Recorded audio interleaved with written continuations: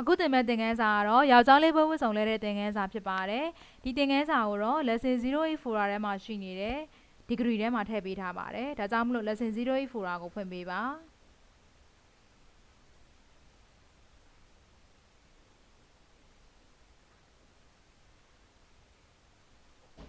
လိုချင်တဲ့ပုံပေါ်မှာတစ်ချက်နှိပ်ပါမယ် open ကိုနှိပ်ပါမယ်ဒီပုံကတော့ဘဝဝတ်ဆောင်ဖြစ်တဲ့အတွက်ကြောင့်မလို့ site ချိုးတဲ့အခါမှာ10 14 site ကိုချိုးပြမှာဖြစ်ပါတယ်တခြား site တွေ80တို့10 12တို့လည်း site ချိုးကြပါတယ်ဒါပေမဲ့ဘွဲပုံဆိုလို့ရှိရင်တော့10 14 site ကပို့ပြီးတော့ကြည့်လို့လှပါတယ်2ပေါက်မှာရှိနေတဲ့ crop 2ကိုယူပါမယ်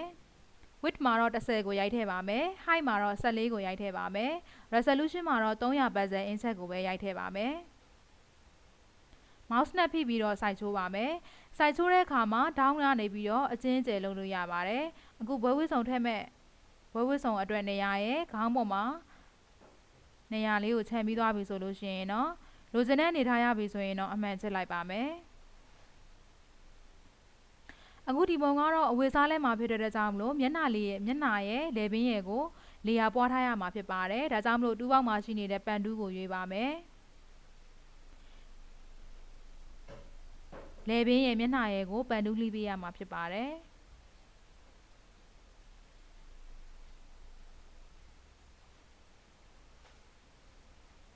စပင်ဘေးနားလေးတွေကိုတော့တေးသေးချာလှီးပေးပါဒီအပေါ်ပိုင်းကိုတော့တေးချာမလှီးလဲရပါတယ်ဘာလို့လဲဆိုလို့ရှိရင်ဘွဲအုပ်ထုတ်တတ်မဲ့အတွက်ကြောင့်ပါဒီဘေးနားလေးတွေကိုတော့အသေးချာလှီးပေးဖို့လိုပါတယ်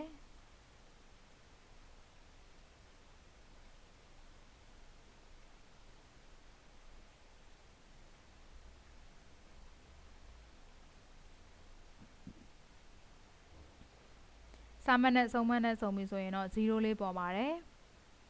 ပန်တူးလှီးပြီးသွားပြီဆိုရင်တော့သူ့ကို selection ပေးရမှာဖြစ်ပါတယ် mouse နဲ့ right click ကိုနှိပ်ပါမယ် make selection ကိုရွေးပေးပါဒီသင်ခန်းစာမှာတော့ feather ကို3 pixel လောက်ထားပါမယ်ဘာကြောင့်လဲဆိုလို့ရှိရင်10 14 size ဖြစ်တဲ့အတွက်ကြောင့်ပါ feather ကို3 pixel ထားပြီးသွားရင်တော့ OK ကိုနှိပ်လိုက်ပါအခုမြင်နေရတဲ့ selection ကိုlayer ပွားမှာဖြစ်ပါတယ် keyboard ကနေပြီးတော့ control ကိုဖိထားပြီးတော့ J ကိုနှိပ်ပေးပါဒီမှာ layer တစ်ခုပွားသွားပြီဆိုရင်တော့ background layer လေးကိုမျက်စိမိတ်ထားပေးပါအခုမြင်နေရတဲ့ပုံလေးကိုအရင်ဦးဆုံးမျက်နှာချောပါမယ်မျက်နှာချောတဲ့အခါမှာတော့ noise blush in လေးနဲ့အရင်ချောပေးပါပထမတစ်ခေါက်ချောတဲ့နေရာမှာတဝက်စီပဲချောပါမယ် OK ကိုနှိပ်ပါမယ် noise ဖွယ်နဲ့ချောတဲ့အခါမှာပုံတစ်ပုံလုံးကတော့ချောမှုမသွားပါဘူးဒါဆိုရင်2ပေါက်မှာရှိနေတဲ့ smart 2နဲ့ထပ်ပြီးတော့ချောရမှာဖြစ်ပါတယ်ပုံချောတဲ့အခါမှာလောချထားရမှာဖြစ်ပါတယ် smart 2နဲ့ချောမယ်ဆိုရင်တော့အဓိက spacing မှာအမှတ်ဖြုတ်ထားဖို့ပါပဲ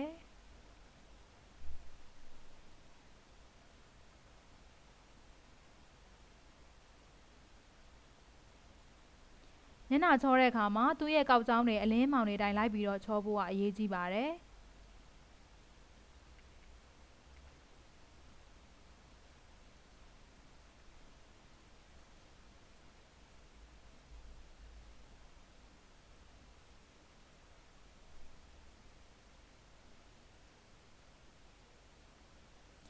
လောချထားဖို့မမေ့ပါနဲ့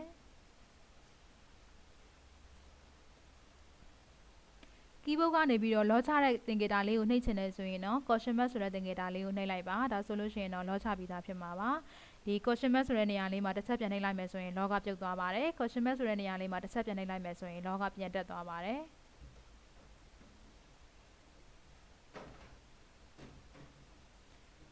smart 2နဲ့ချောတဲ့အခါမှာလက်မနိုင်သေးဘူးဆိုလို့ရှိရင်တော့ strap မှာ10လောက်ပဲထားပေးပါစိတ်ရှည်ရှည်နဲ့ချောပေးရမှာဖြစ်ပါတယ်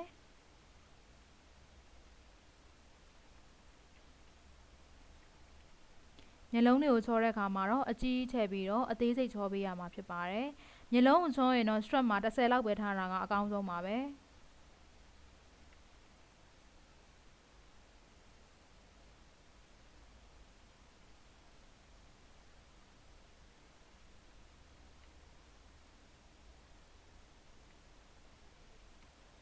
မျက်နှာကိုချောပြီးသွားပြီဆိုရင်တော့မျက်နှာရဲ့အလင်းမောင်ရဲ့ကာလာရဲ့ကိုချိန်ရမှာဖြစ်ပါတယ်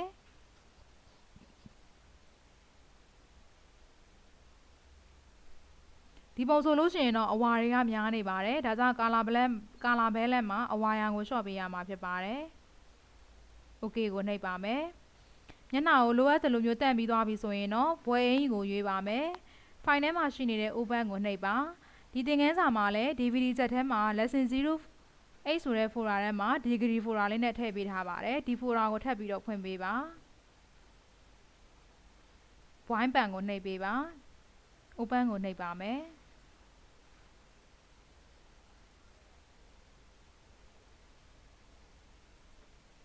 open ကိုနှိပ်ပါမယ်ဒီဗီဒီယိုဇာတ်ကနေဖွင့်တဲ့အခါမှာအနည်းငယ်ကြာတတ်ပါတယ်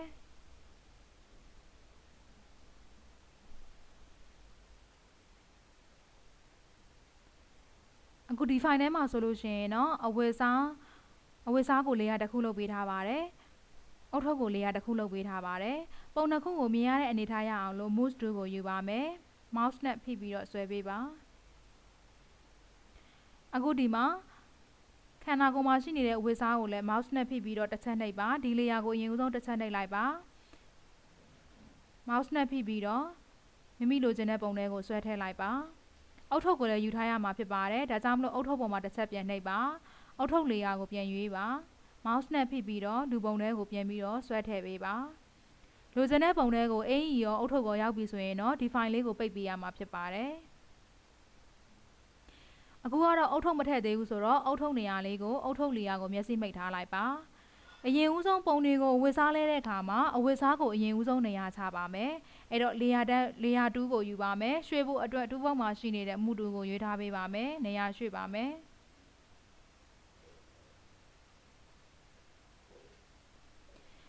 အဝတ်စားကိုအသေးကြီးချိန်အောင်မယ်ဆိုရင်တော့ edit မှာရှိနေတဲ့ free transfer ကိုနှိပ်ပါမယ် keyboard ကနေ aura shift ကိုဖိထားပေးပါ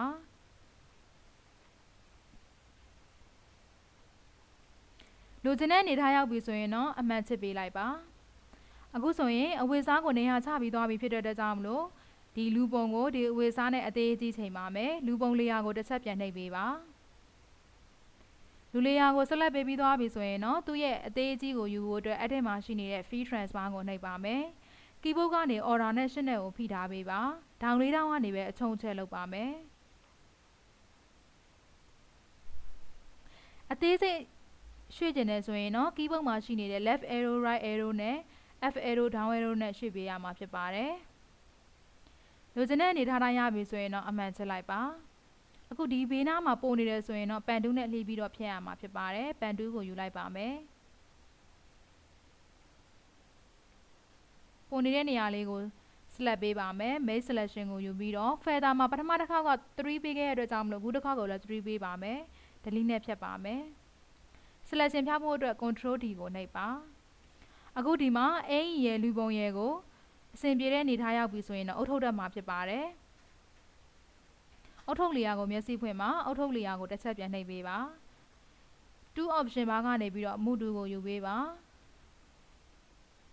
ဘယ်ဝတ်စုံတက်မဲ့ခေါင်းပေါ်မှာတင်ထားပေးမှာဖြစ်ပါတယ်ဒီပုံမှာတော့အုတ်ထုတ်ကိုနှစ်ဖူးရဲ့တစ်ဝက်လောက်အထိကိုချပေးပါအုတ်ထုတ်ရဲ့အသေးကြီးကိုလိုချင်တယ်ဆိုရင်တော့ edit မှာရှိနေတဲ့ free transfer ကိုနှိပ်ပါမယ်အသေးကြီးကိုတော့ keyboard မှာရှိနေတဲ့ aura shift ကိုဖိပြီးတော့ဒီ down ကနေပြီးတော့အသေးကြီးယူပါမယ်ပုံတွေကိုအဝတ်စားတွေအုတ်ထုတ်တွေနဲ့ချိန်တဲ့အခါမှာပုံကိုသေးလိုက်ကြီးလိုက်ကြည့်ပေးရမှာဖြစ်ပါတယ်ဒီအကြီးအနေထားနဲ့ဒီအုတ်ထုတ်ကအဆင်ပြေပေမဲ့စိုက်သေးလိုက်လို့ရှိရင်အဆင်ပြေကိုပြန်ပြီးတော့ကြည့်ပေးရမှာဖြစ်ပါတယ်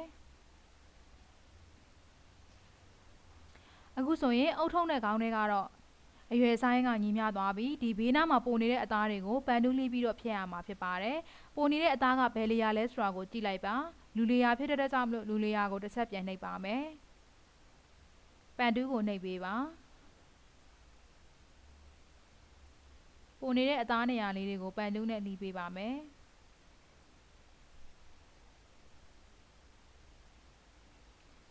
ပုံနေတဲ့နေရာနှစ်ခုစလုံးကိုပန်တူးနဲ့လှီးပြီးသွားပြီဆိုရင်တော့ selection ပေးရမှာဖြစ်ပါတယ်မှားသွားရင် control aura z ကိုပြန်ခေါ်ပေးပါ mouse နဲ့ right click နှိပ်ပါမယ် make selection ကိုယူပြီးတော့ပထမ puzzle 3ခု feather ကို3ပေးထားရတဲ့ကြောင့်မလို့အခုလည်း3 puzzle ပြန်ပေးပါမယ် OK ကိုနှိပ်ပါမယ်လူ layer ကိုတစ်ချက်နှိပ်ထားပါမယ် delete ကိုနှိပ်လိုက်ပါ selection ဖြောက်မယ်ဆိုရင်တော့ control D ကိုနှိပ်ရမှာဖြစ်ပါတယ်အခုဆိုလို့ရှိရင်ဘေးနှခမ်းသားတွေကိုလိုက်ကြည့်ပါမယ် ဘေးနှခမ်းသားတွေအဆင်ပြေပြီဆိုရင်တော့ဒီအုတ်ထုပ်ရဲ့အောက်မှာလေယာအသစ်တစ်ခုယူအောင်မှာဖြစ်ပါတယ်ဒါကြောင့်မလို့လေယာအသစ်တစ်ခုယူပါမယ်ဒီလေယာအသစ်ယူထားတဲ့ဟာလေးကိုအုတ်ထုပ်ရဲ့လေယာအောက်ကို mouse နဲ့ဖိပြီးတော့ရွှေ့ပေးပါတူပေါက်မှာရှိနေတဲ့ brush tool ကိုယူပေးပါမယ်ဒီမှာကတော့ foreground မှာအနက်ရောင်ရွေးထားပေးပါ overstream မှာတော့50လောက်ရွေးထားမယ်ဆိုရင်လည်းရပါတယ် brush size ကိုအနည်းငယ်သေးလိုက်ပါမယ်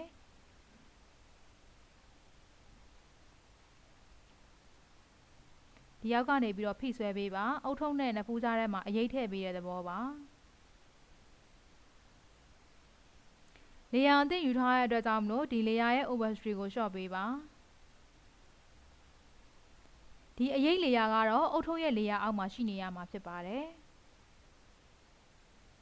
အားလုံးကြိုက်ပြီဆိုရင်တော့နောက်ခံကာလာထည့်ရမှာဖြစ်ပါတယ်1ကာလာလိုချင်ရင်တော့လေယာတွေက new face လေယာထဲမှာရှိနေတဲ့ solid ကာလာကိုသုံးပြီးတော့တကယ်လို့အရောင်ဆက်လိုချင်တယ်ဆိုရင်တော့ gradient ကိုသုံးပေးရမှာပါအခုတော့တစ်ရောင်တည်းပဲဆိုတော့ color face ကိုနှိပ်ပါဒီထဲကနေပြီးတော့လိုချင်တဲ့ color ကိုရွေးပေးပါပုံမှန်ဆိုရင်တော့အပြာရောင်ကိုသုံးကြပါတယ် OK ကိုနှိပ်ပါမယ်background layer ကတော့ layer ရဲ့အောက်ဆုံးကိုရွှေ့မှာဖြစ်တဲ့အတွက်ကြောင့်မလို့ layer ထဲမှာရှိနေတဲ့ array ထဲမှာရှိနေတဲ့ send to back ကိုနှိပ်ပေးပါဒါဆိုရင်တော့အားလုံးရဲ့အောက်ကိုရောက်သွားပါပြီ